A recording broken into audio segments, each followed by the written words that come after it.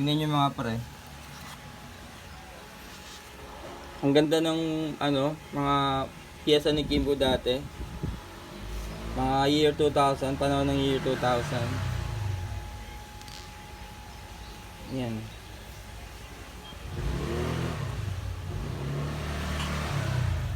Alam mo, chrome oh. Puting-puti. Binalatan ko lang yan, tinanggal ko lang yung lumang pintura niya na naaagnas na at saka kalawang. Ganito itsura niya, no? Kanina. Yan, ganyan. Yan.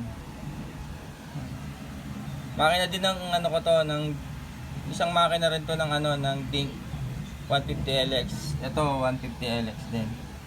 Mas may edad to ng konti, mga ilang taon. Itong isa na to. Pero ito yung isang Dink na mas bata ng konti ang nire-restore ko. Dahil sa kulay niya. Yung kulay nito kasi, yung may-ari nitong Indian na to is white. Gusto ko white.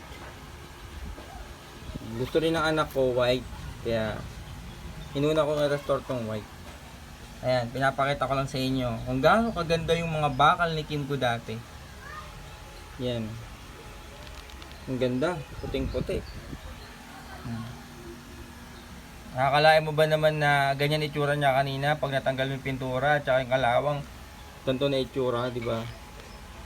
Panalo talagang i-restore ang ang mga Dink 150LX. Hindi nakakahinayang gastusan.